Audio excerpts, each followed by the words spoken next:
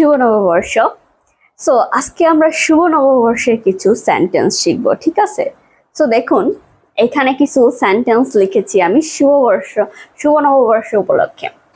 দেখুন, পহেলা বৈশাখ বাংলা নববর্ষের প্রথম দিন, ঠিক আছে? তো এই সেন্টেন্সটাকে আপনি কিভাবে লিখবেন সহজ ওয়েতে, সেটাই এখন দেখবো। দেখুন, এখানকার সাবজেক্ট কি? পহেলা বৈশাখ, তাই না? পহেলা বৈশাখ, তাহলে এটা হচ্ছে প্রেজেন্টে আছে, যেহেতু পহেলা বৈশাখ বাংলা নববর্ষের প্রথম দিন, ঠিক আছে? তো দেখুন, তাহলে কি হবে?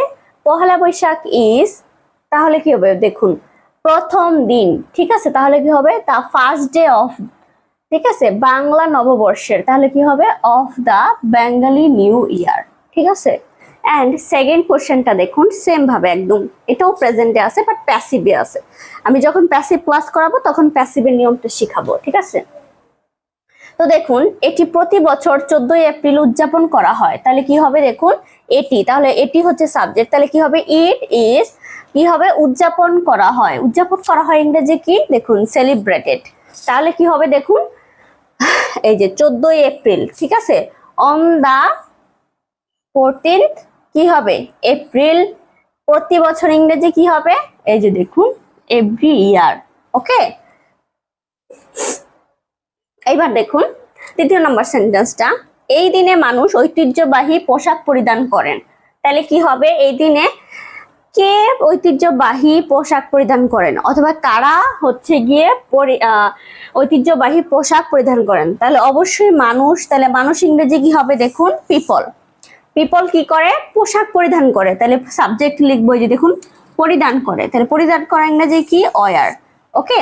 ওয়ার। দেন কি? দেখুন, ঐতিহ্যবাহী পোশাক কি হবে? দেখুন, আমি লাস্ট থেকেই কিন্তু যাচ্ছি, তাহলে কি হবে? ট্রেডিশনাল ক্লোথস, ঠিক আছে? কি হবে? এই দিনে, এখন এই দিন ইংরেজি কি হবে? অন দিস ডে, ওকে? আশা করি এটা বুঝতে পেরেছেন। এখন 4 নাম্বার সেন্টেন্সটাতে আসি। দেখুন, তারা পান্তা ভাত ও ইলিশ মাছ খায়, ওকে? তাহলে কি হবে? তারা, এখানে সাবজেক্ট কি? তারা, তাহলে কি হবে? দেখুন, দে, দে কি খায়? যে দেখেন, খায় হচ্ছে এখানকার ভার্ব, তাহলে কি হবে? ইট, দে ইট কি? পান্তা ভাত, এই যে পান্তা ভাত ও এই যে এন্ড হিলসা ফিশ, ওকে? এবার দেখুন, সরি গাইস, আমার একটু ঠান্ডা লেগেছে, সো এর জন্য কষ্ট হচ্ছে কথা বলতে। যাই হোক, না মাইন্ড না করে আমরা আসলে পুরা সেন্টেন্সটা দেখব। তো পরবর্তীতে দেখুন, এটি সব বাঙালির জন্য একটি আনন্দের উৎসব, তাহলে কি হবে? এটি, তাহলে এখানে কি সাবজেক্ট? ইট ইজ, ওকে?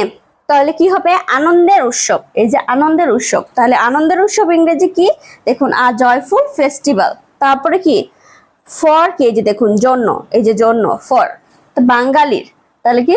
সব বাঙালির না, এই যে সব বাঙালির, এখন কি আসবে? অল বেঙ্গলি পিপল, ঠিক আছে? আশা করি এটা আপনি বুঝতে পেরেছেন, ওকে? সো শুভ নববর্ষ, সবাই ভালো থাকবেন। আজকের দিনটি আপনাদের জন্য, সবার জন্য সুখকর হোক, এই কামনা করে শেষ করছি।